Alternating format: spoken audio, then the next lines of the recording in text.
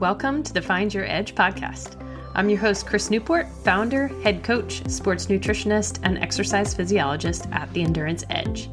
Our mission is to empower people to reach and sustain peak performance and health. So get ready to dive into all things training, nutrition, recovery, and more. We hope to give you detailed information and inspiring stories to help you be your best. Let's do it.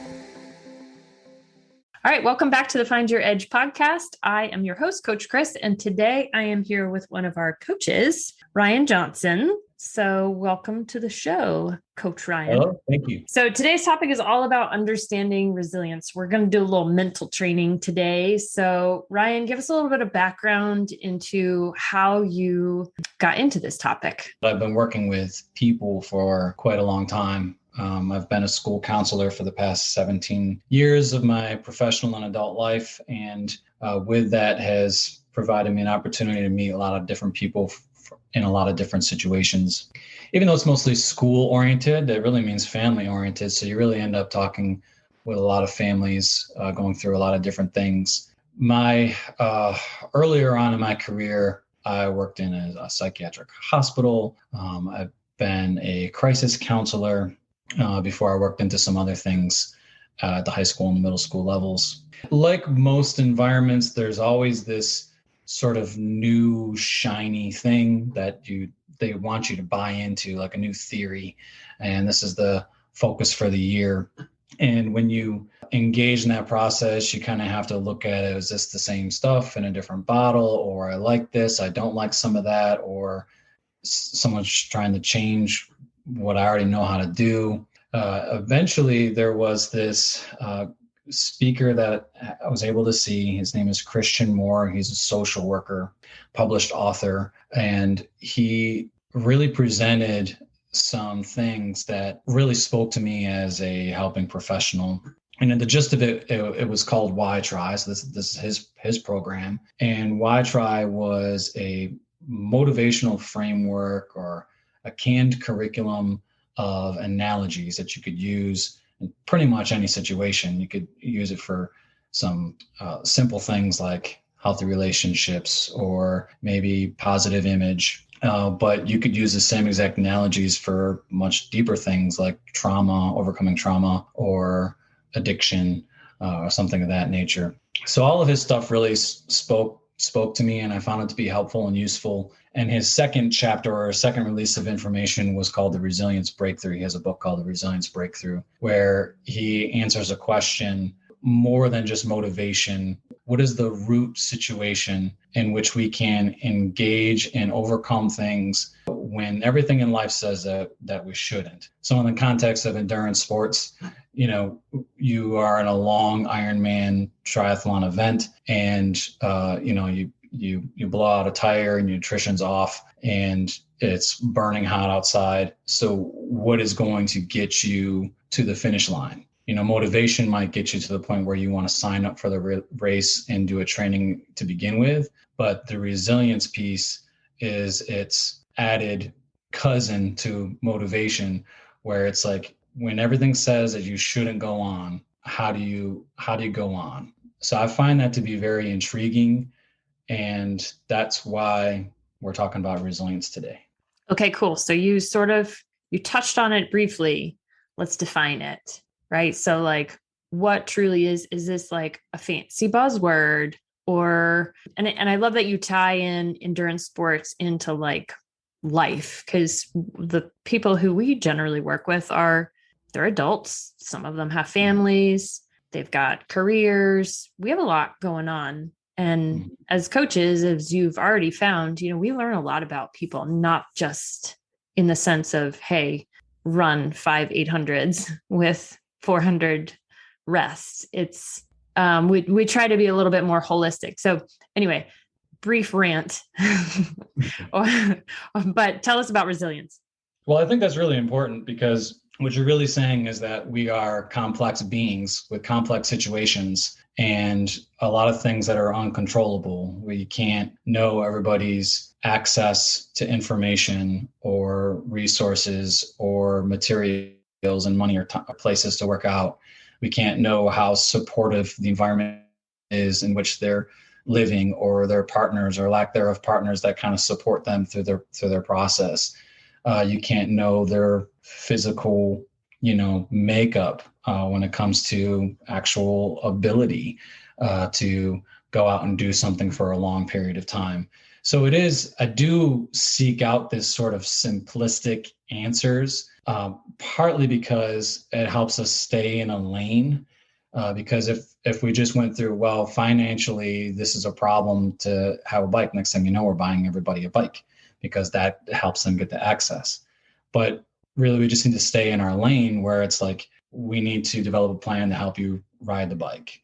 And I like the simplistic view of that because you can allow others to be responsible and accountable to their own things and pull in what they can to do something for their health, for their competition and their motivation and their accomplishments in life. But resilience is, in short, the ability to bounce back. So it can be emotionally, physically, or both. And when you have every reason to shut down, but you push on. So resilient people have tapped and untapped reserves, which enable them to overcome and thrive as they face setbacks or challenges or fears. The other thing that I would like to add about that is that resilience can be taught. So a lot of people think that grit and resilience is just something people have or they don't have. And while it may look like that on the surface, it can be a skill that people develop. Motivation. Teach us the skills, Ryan. Teach us the skills. Teach us the skills. Well, we have to find out where it's coming from first. So Christian Moore's theory is that our resilience can be knocked down to 4 sources, and that when you can identify those sources, then you can build on those areas with skills or boosters. They're basically strategies to continue to practice. You can either practice it when things are kind of going okay, or just as a way, like every time you kind of get a setback, you sort of engage in this booster sort of process. And that repetition is where the skill comes from. So you've got up here, you've got, if anybody's watching on YouTube versus listening, we're going to talk you through what we're talking about here in terms of resilience versus motivation. So clarify for us there. Right. So it's the language is so similar, but there is difference when it comes to resilience versus motivation. They can follow a similar pattern, but motivation is basically your inner urge to do something. So I signed up for a race because I wanted to see if I could do it.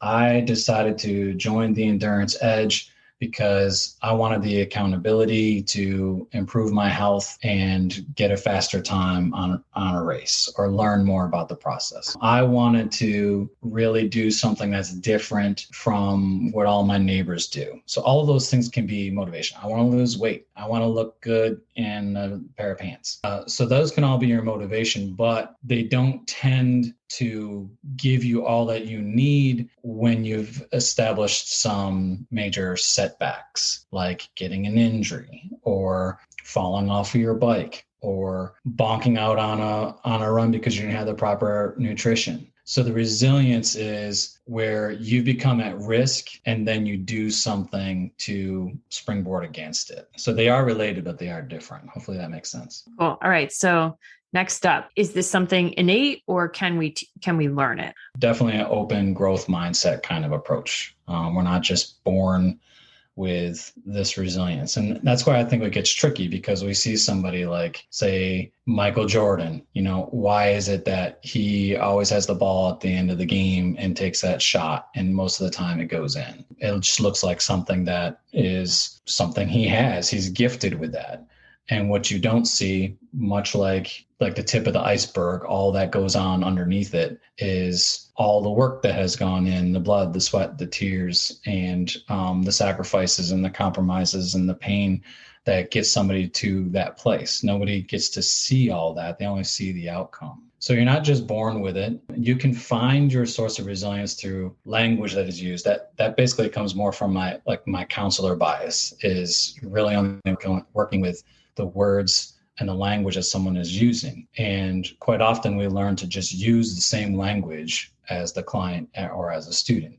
You do that on purpose. So one, for like validation and empathy, but the other is to speak using the exact same language as they're using so that you can actually be understood. If you can identify the language that they're using, then you can identify where that source comes from, because there are themes in the words that we use. I think that's how I want to say that. All right. So this is something that's practiced.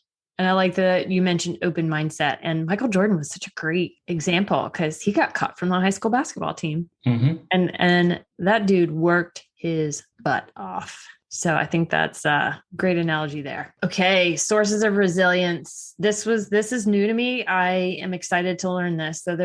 So resilience, there's not just one type. So tell us about that. Right. So, and we'll dive into the language a little bit too, because I think for our listeners, they'll be able to start picking out things where they say, oh, that's kind of how I talk. Or if I was to talk about a problem or write about a problem in my journal, these would be the kinds of words that I would most typically use in a paragraph.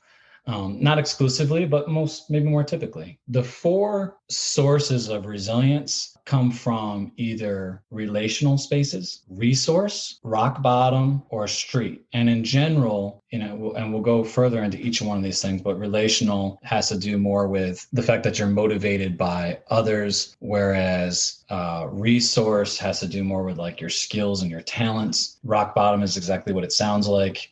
Think of somebody that has lost everything in life, homeless, they have every reason to, give up on life basically, but then they continue to go on. So that's like, I'm at the lowest point, so there's nowhere but up from here. That would be rock bottom. And then street comes from a place of like justice, or in spite of, or I'm going to show them, or I'm going to do this because people said that I couldn't, kind of thing. So we'll go into each of those a little bit more, but I wanted to make sure that you at least knew where those 4 exist, being relational, resource, rock bottom, and street. Awesome. So relational, let's do it.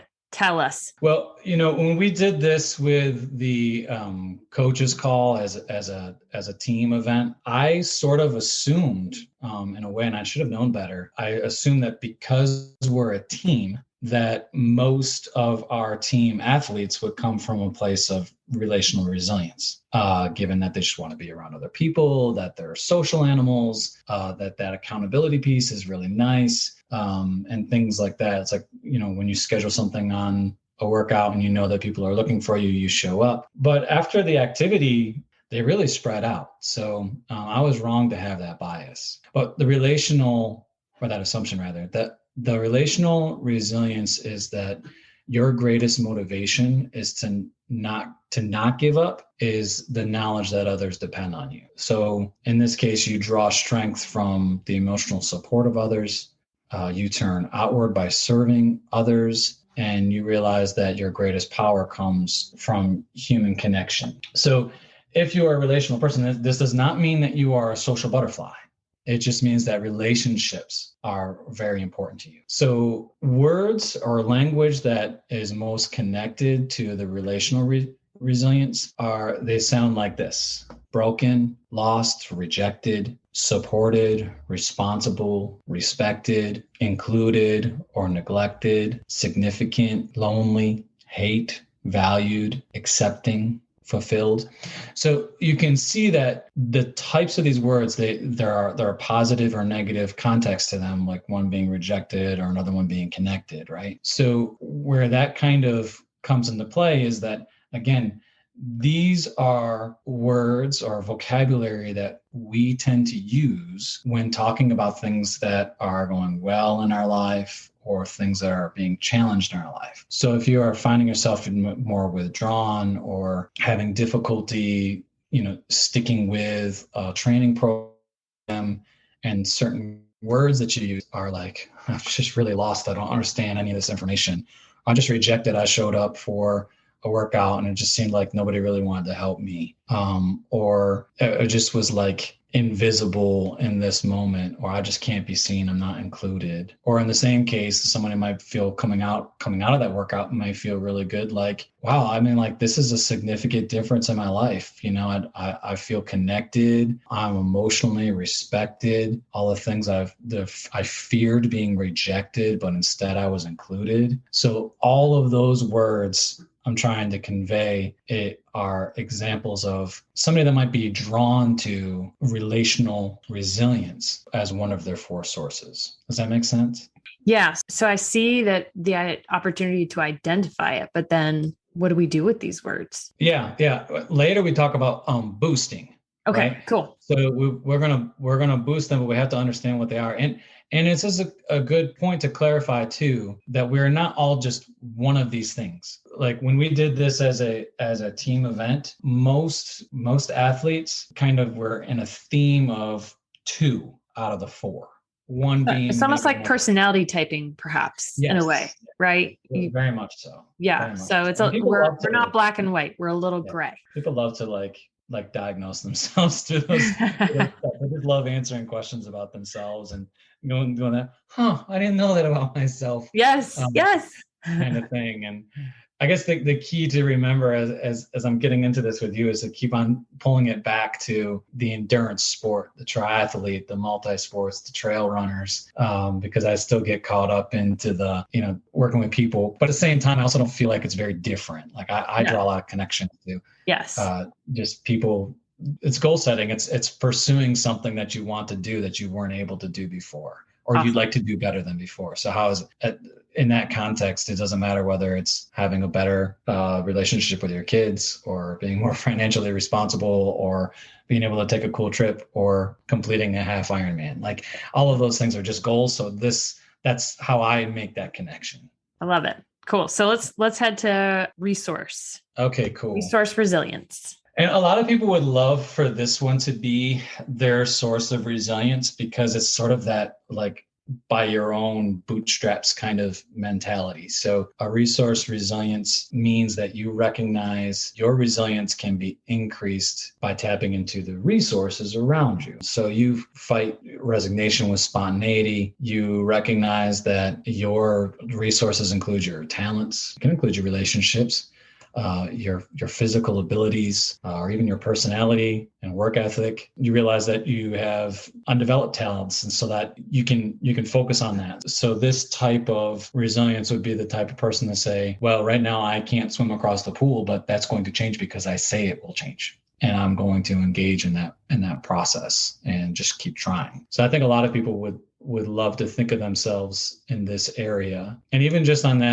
that's something I said, like using your personality or, your certain skill sets. Like even for myself in this podcast, like I feel like I'm like, I don't know that I'm still prepared to do this. I have not really done this exactly, but I know that I'm good at just talking. So like that's a resource that I can rely on. It'll be more work for Chris to get me to stop talking. So. Yes. So give us the words for resource resilience. Speaking of.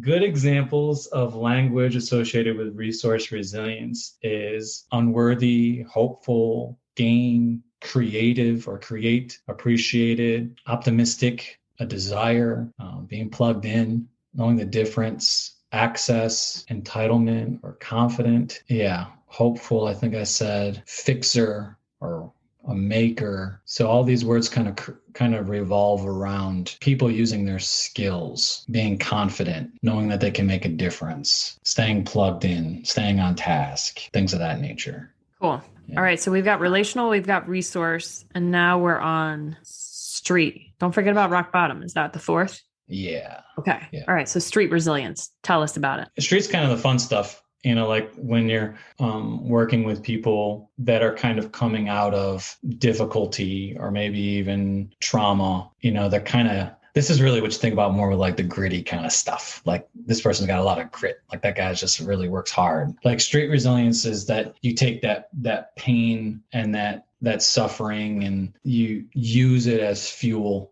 to propel you in a forward direction. So you're going to convert rage into energy to create positive outcomes. You'll use hurt or anger toward a cause instead of an individual. And have the ability to reframe your limitations and transform them into strengths. I think Street Resilience is every one of your underdogs movies. That's what Street Resilience is. Ooh, that's a yeah. It's the Rocky Balboa of resilience sources. Nice. Okay, so what are the words? Justice, discrimination, being misunderstood, disrespected, focused, hurt, disapproval, refusal, relentless, angry, unwanted, labeled, judged, overlooked, accepting. I think that these are the kinds of language that has like sort of spite sort of revolving around them. I'm doing this because someone said I couldn't do it, or I'm doing this because nobody thought that I ever would, or I'm doing this because I've been overweight my whole life and never had an opportunity or never thought that I had an opportunity to run a marathon or do a triathlon. Like so many people would just like not believe that. That's street resilience. I do see how this can kind of like blend into motivation. Mm-hmm. Yeah. You know, like, yeah, they're definitely related. Yeah. Like I'm motivated to do a triathlon because I've been overweight my whole life and I want to prove people wrong, which seems like it ties into this street resilience. Yep. Cool. All right. We got rock bottom now. Well, rock bottom resilience is coming back from your lowest point.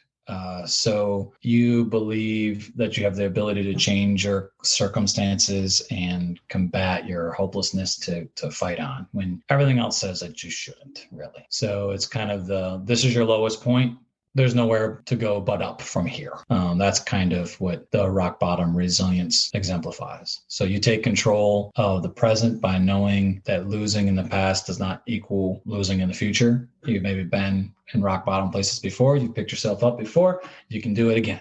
You believe that potential of unforeseen options, even when they're in the most difficult times. So you just kind of have that hope and optimism that things will be there when you need them to be there. And you're just not going to be defined by negative labels that you've been given. You know, if you felt like a failure or you felt like you've lost things, in your work, you've lost clients or didn't close on a project or didn't get picked for something, like you're just going to go on to the next project. You're not going to let that be your definition. Or we just made it through a pandemic. Yeah. Yeah. And the language that you could, if you had like a search engine that could, go through every motivational talking point of the last couple of years, they'll revolve around words like comeback, disappointing, redemption, one step at a time, anxious, why try, make it right, change, powerless, desperate, guilty, controlling. Guilty, I mean, how many people, work through wide ranges of guilt during the pandemic? Needing, being overwhelmed. Oh, overwhelmed's a big one too, I think.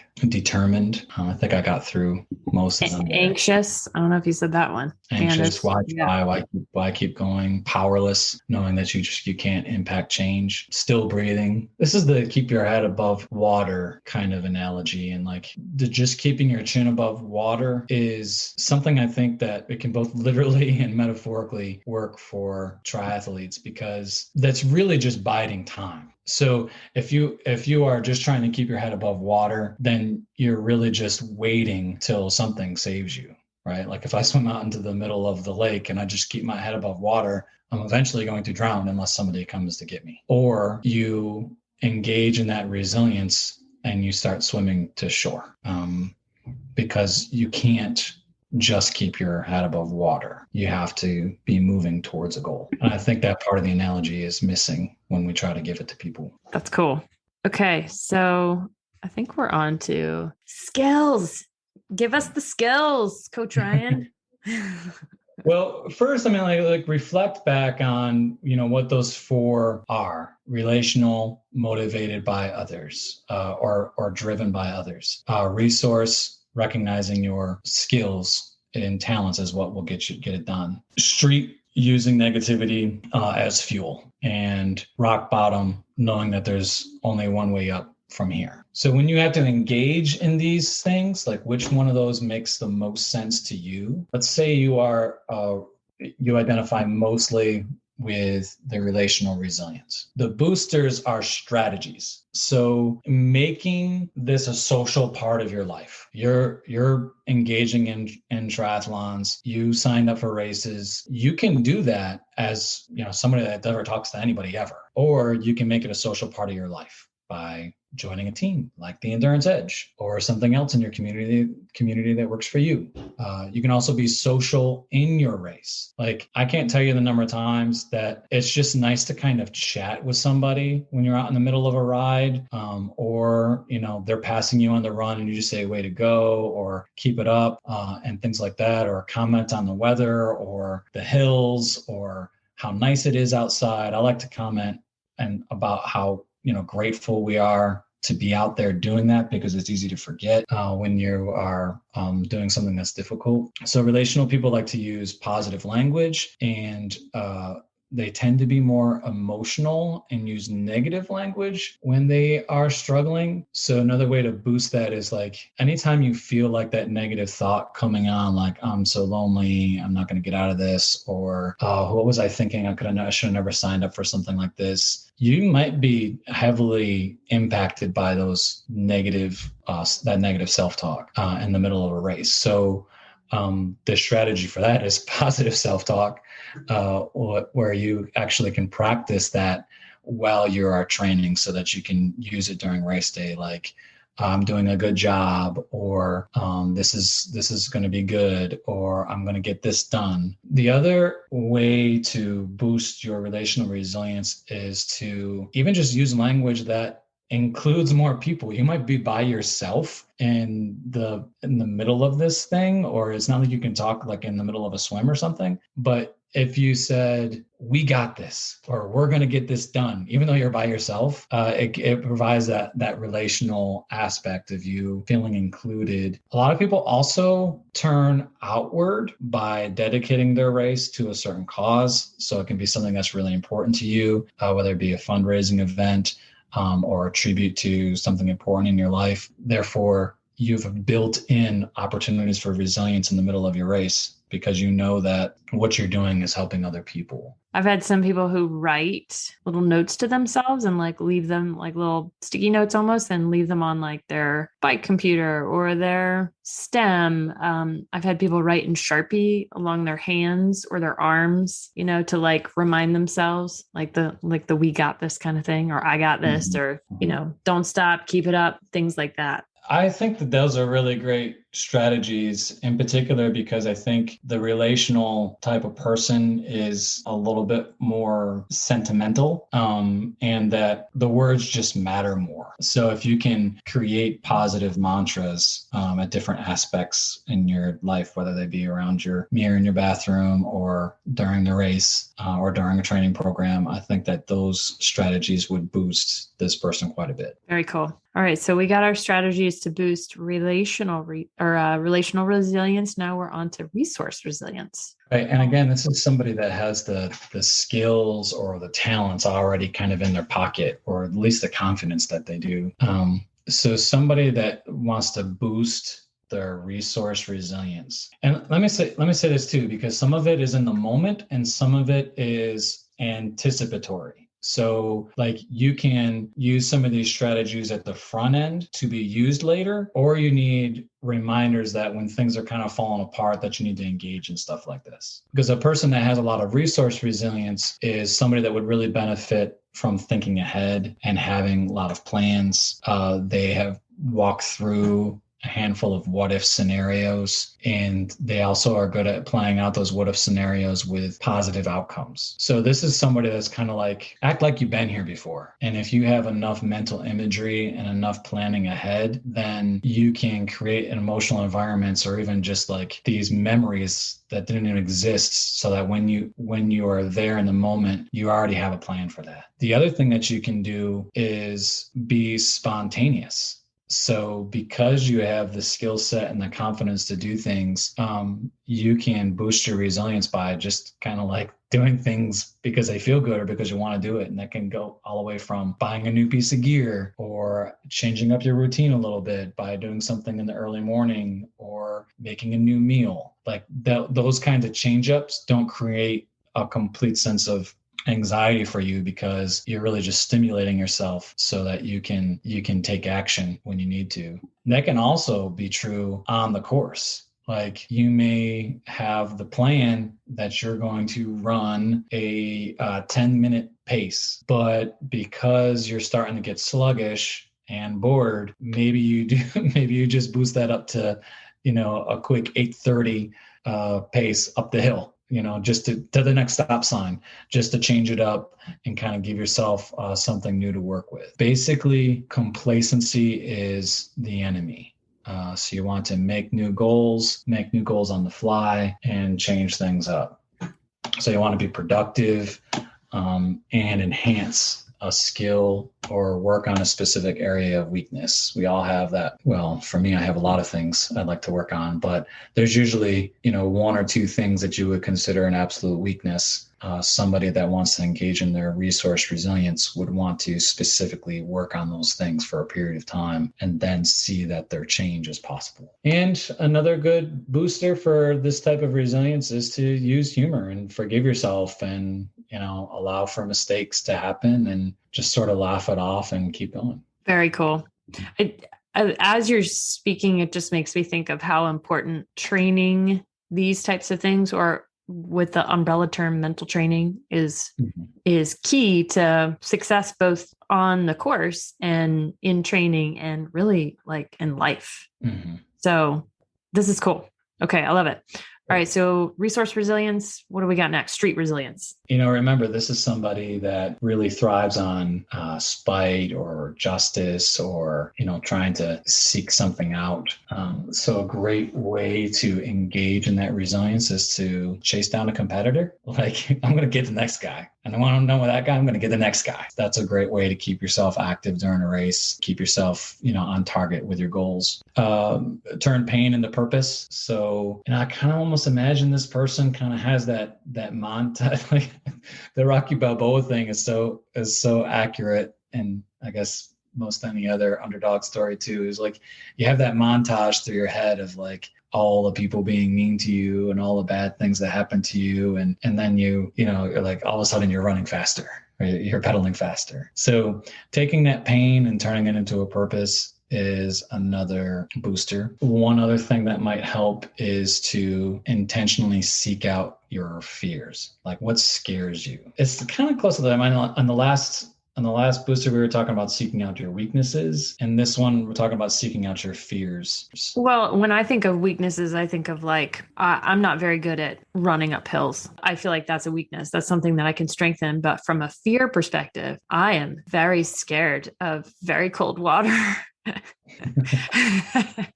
So I know that, it's like when I'm standing on the shore, like, oh my God, this is going to be so cold.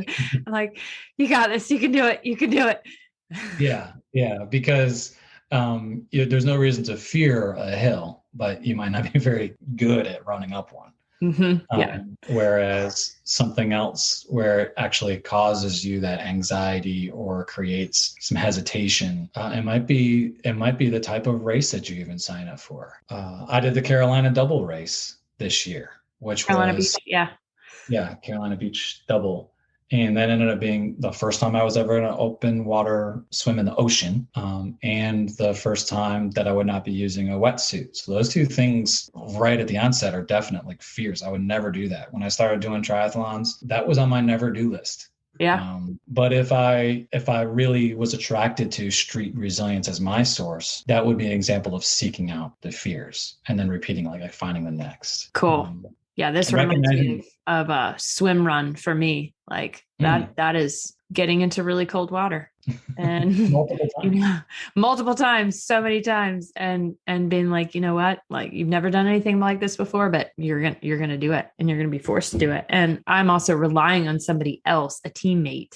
So that's coming up for me too, right? Cause you're doing it as you have to be together in that case. In most triathlon, obviously that's not the case, but there's a lot of complexity there. So other street resilience boosters would just, be the tough girl, be the tough guy, be the tough person out there, to just get it done. Kind of realize that you may have negative creeping thoughts from time to time. Like if you're feeling failure, One way to combat that is having multiple goals during the race instead of just the total outcome, like to finish. You might want to break that up into different parts and say, well, I would like to run up that hill, or I would like to have that, an average pace of 16 miles per hour on the bike for the next 5 miles. So break things up into different things so that you experience multiple wins along the way. And if you don't meet that little goal, then you've already set a new one. So you're already moved on. You're basically, a goldfish with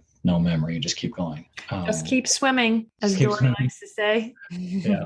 And embarrassment, nobody's looking at you. That's the other thing we got to remember out there, is nobody cares what you look like, or how you are as an athlete. And everybody belongs in triathlon, so you don't have to have feelings of rejection, and pain is only for the moment. So those are boosters for street. Cool. All right. So now we've got boosting rock bottom resilience. Rock bottom in a triathlon might be, you just busted your goals. Maybe you had 2 mechanicals issues on your bike. You popped a tire, you dropped the chain, and it's going to take you a half an hour to fix those problems or something. So, oh yeah, fall off your bike. It's 1,000,000 degrees out. You lost a water bottle. My watch fell off. I forgot it. I forgot to start it. I mean, the list goes on. Right. And the way to combat that with these boosters would be to triage your problem into manageable pieces. Like, one, you have the skill set to change a tire. So just change a tire. And then change your goal. Don't continue to chase your bike time. Obviously, it's going to be 20 minutes, 30 minutes different than it would have been otherwise.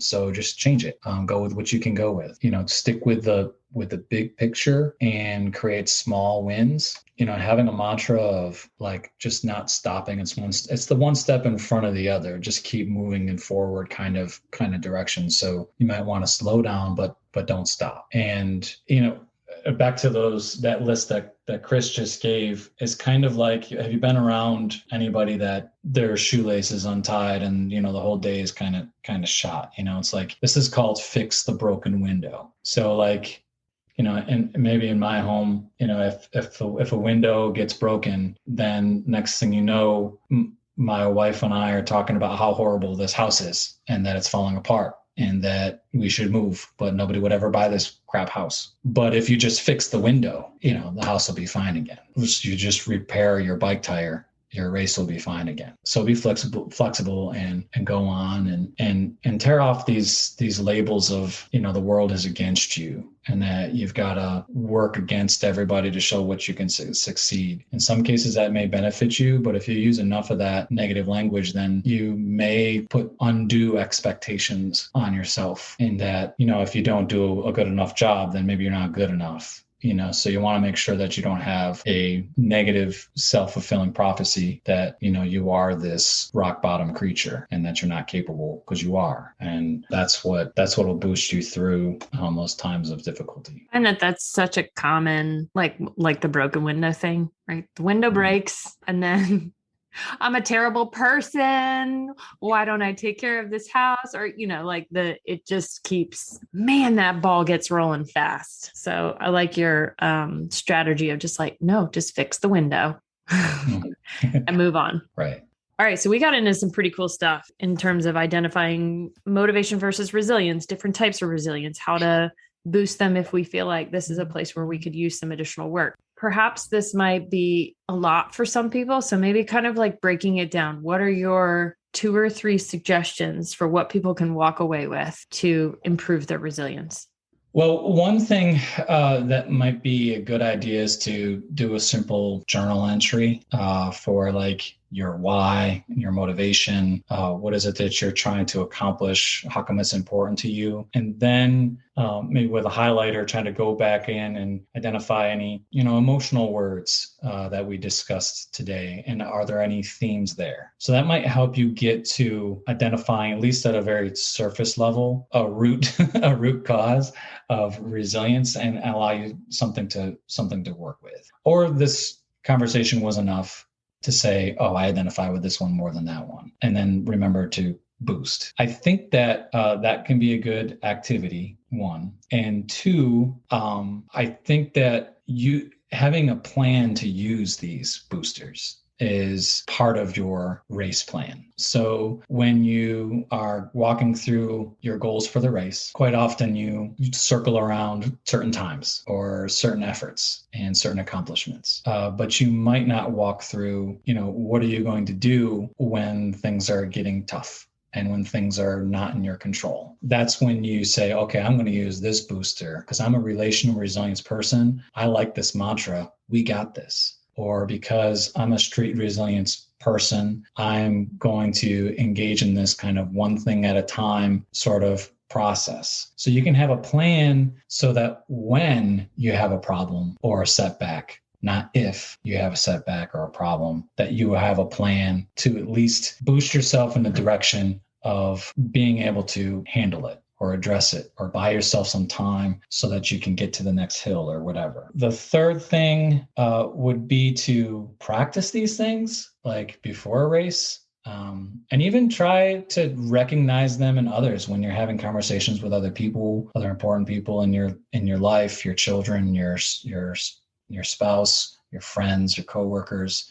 Like try to pick up on this language that they use so that you can kind of maybe understand them in a different way as well. I mean, not that that really benefits your race, but it also keeps you engaged in the process of understanding mindsets and positive outcomes and having process-oriented goals and being able to step up when everything else says you should quit. Very cool. I think after having this conversation, it just goes to solidify my love of multisport because of all these things that perhaps some of these were things that I've practiced and not understood it or not knowing it. And I love the new skills that I'm going to have in my toolbox, both as a coach and as a mom and as an entrepreneur, and to start to think and recognize those things. And again, just how cool multisport is for challenging us, or I should say challenging me in a different way that has such implications for the rest of my life. So, and I think that's why I love the team, because I'm more the relational research, like I'm so jazzed when other people, I'm like, yeah, I'm going to go faster because, this person is my teammate or help them out. So thanks, Coach Ryan, for teaching me something today. Thank you for letting me ramble on.